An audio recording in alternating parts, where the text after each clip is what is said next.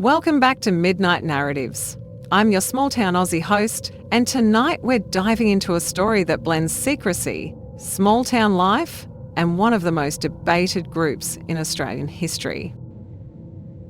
Before we get into today's story, I just want to say this. YouTube doesn't always allow certain words in content like this, so I'll be changing up some language. It doesn't change the truth of what happened, but it keeps this story here where people can see it and talk about it. The group was called Kenja Communication. On the surface, it looked like a self-help organisation, the kind you might stumble across in a community hall flyer or a newspaper ad. Founded in 1982 by Ken Dyers and his partner Jan Hamilton, Kenja claimed it could help people unlock their hidden potential through special training sessions. Their focus was on energy release and personal communication. According to their publicity, these techniques could help anyone build confidence, heal old wounds, and find success. It all sounded harmless, even attractive. Imagine being in a small town where options are limited. You've got the pub, the footy club, and maybe the local church. Then a new group shows up, offering personal growth, emotional release, and the chance to be part of something bigger. For people who felt stuck or isolated, Kenja seemed like a breath of fresh air. But the deeper you went into Kenja, the more unsettling things became. Kenja wasn't just based in Sydney. They quickly spread into regional towns like Wagga Wagga and Albury, deliberately targeting places outside the city where people craved community. They set up centres where sessions were run, often described as intense, confrontational, and emotionally exhausting. Members would be encouraged to relive traumatic experiences, sometimes in front of others, with the promise that this energy release would set them free. But ex-members later said these sessions broke people down, leaving them vulnerable and dependent on the group. Imagine walking into a session thinking you'd get a confidence boost, and instead being pressured to expose your deepest secrets under the watchful eye of leaders who claim to know better than you. For many, this was not healing, it was control.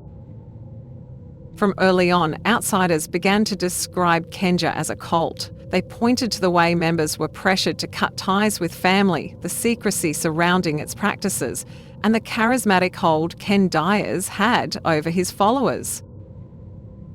Kenja, of course, rejected this label. They called themselves a training organisation, not a religion, not a cult. They said they were misunderstood and unfairly targeted by the media. But the testimonies of former members painted a very different picture. Psychological manipulation, financial pressure, and families torn apart.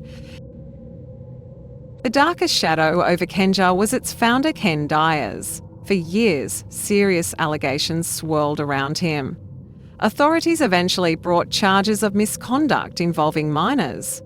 These were not isolated rumours, they were formal cases that dragged the group into the spotlight.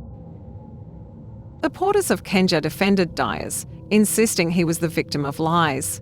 But critics pointed out that the group's entire structure revolved around his authority. To them, the allegations weren't separate from Kenja.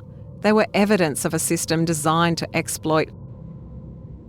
In 2007, just before a major trial was about to begin, Dyers took his own life. The charges never went through a final courtroom process, leaving supporters to insist he died an innocent man, while critics say justice was never served.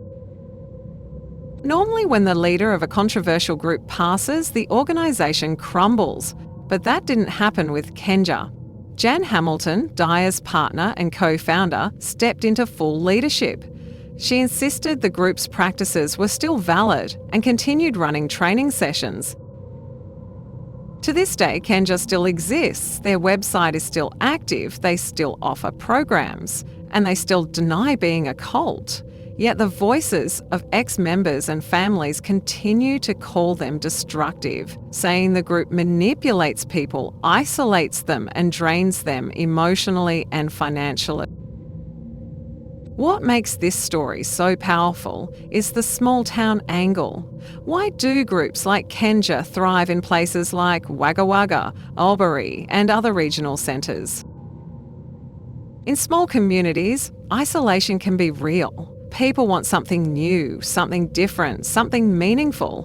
When a group comes along offering belonging, self-improvement and purpose, it's easy for people to get swept up.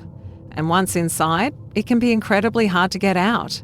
Families who've had loved ones in Kenja describe years of frustration trying to reach someone who no longer seems to think for themselves. So where does this leave us? Some people argue that Kenja was just another eccentric self-help program, one that got dragged down by controversy. Others say it was always a cult, built on control, manipulation, and exploitation. What we know for certain is this: Kenja left a trail of broken families, disturbing allegations, and a reputation that still sparks debate today. And even now, decades later, the group continues to operate quietly in Australia. So here's the question: is Kenja just an unconventional training organisation that got a bad name, or was it truly a destructive cult hiding behind the mask of communication and energy release?